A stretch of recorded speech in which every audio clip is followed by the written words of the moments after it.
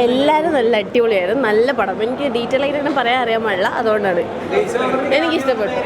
അടിപൊളിയായിരുന്നു. അതായിരുന്നു വെയിറ്റ് ചെയ്തിരുന്നത്.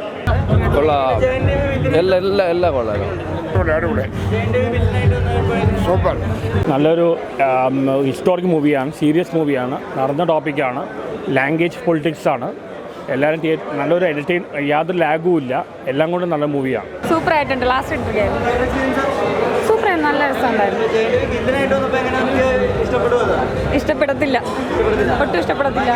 ഭയങ്കര ഒരു സെന്റിമെന്റ്സും ഇല്ല, ഒട്ടും സെന്റിമെന്റ്സിൽ പിള്ളേരുടെ ഒരു സെന്റിമെന്റ്സ് ഇല്ല. അടിപൊളിയായിട്ടുണ്ട്. എല്ലാവരും നല്ല ചെയ്തിട്ടുണ്ട് കേട്ടോ. അതൊരു പഴയൊരു കഥയാണ്. ഒരു ഹിന്ദി അടിച്ച് ഏൽപ്പിക്കുന്ന തമിഴ് മക്കൾ ചെയ്തൊരു ത്യാഗത്തിൻ്റെ കഥ. കുഴപ്പമില്ല, നല്ലതായിട്ട് ചെയ്തിട്ടുണ്ട് കേട്ടോ. നല്ലൊരു ഹിസ്റ്റോറിക് മൂവിയാണ്, സീരിയസ് മൂവിയാണ്, നടന്ന ടോപ്പിക്കാണ്, ലാംഗ്വേജ് പൊളിറ്റിക്സ് ആണ്. എല്ലാവരും നല്ലൊരു എൻ്റർടൈൻ, യാതൊരു ലാഗും ഇല്ല, എല്ലാം കൊണ്ടും നല്ല മൂവിയാണ്. തമിഴ്നാട് ലാംഗ്വേജിൻ്റെ ഫൈറ്റാണ്, തമിഴ് ലാംഗ്വേജിൻ്റെ ഫൈറ്റാണ്. അത് നടന്ന സംഭവമാണ്. അതിപ്പോൾ ജയൻ രവി ആണെങ്കിലും രവിമോഹൻ ആണെങ്കിലും എല്ലാവരും ചെയ്തിട്ടുണ്ട്. ശിവകാർത്തികൻ എല്ലാവരും ചെയ്തിട്ടുണ്ട്. പുള്ളിപ്പള്ളി ലീല, നമ്മുടെ ബേസിലാണ് ചെയ്തിട്ടുണ്ട്. എല്ലാം കൊണ്ട് നല്ല പടം. കാരണം ഒട്ടും ബോഡിക്കില്ല, വെറും അടിപ്പടമല്ല, വെറും മാസ് ഫിലിമല്ല. എല്ലാവരും പോയി കാണുക.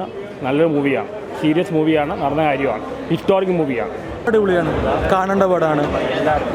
ബേസിൻ്റെ ക്യാമിയോ അടിപൊളിയായിരുന്നു. രവിമോഹൻ ആളുടെ വില്ലനായിട്ട് ചെയ്യുന്നതാണല്ലോ. അതിന് മുന്നേ നമ്മൾ ചെറുതായിട്ട് കണ്ടിട്ടുണ്ട്. ഫുൾ ലെങ്ത് ചെയ്തപ്പോൾ കുഴപ്പമില്ല, അടിപൊളിയായിരുന്നു. എല്ലാവരും കൊള്ളാം, കാണേണ്ട കഥയാണ്. ബേസിൻ്റെ ക്യാമിയോ ഞാൻ പ്രതീക്ഷിച്ചിട്ടുണ്ടായിരുന്നില്ല, വന്നപ്പോൾ ഭയങ്കര സർപ്രൈസായി. നല്ല തിയേറ്റർ മൂവ്മെൻ്റ് ആയിരുന്നു ആൾ പെട്ടെന്ന് വന്നപ്പോൾ.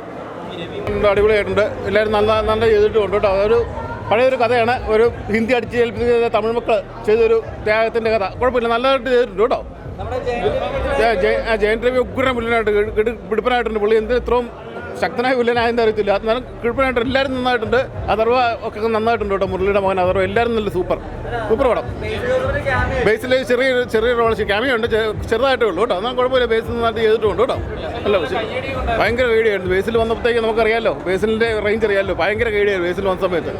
കിടപ്പം പടം, നല്ലൊരു പഠിച്ചെടുത്ത പടം, നല്ല ആർട്ട് ഡയറക്ഷൻ, നല്ല കോസ്റ്റ്യൂം ഡയറക്ഷൻ എല്ലാം നല്ലതായിട്ട് ചെയ്തിട്ടുണ്ട് കേട്ടോ. നല്ല കിടപ്പം പടം.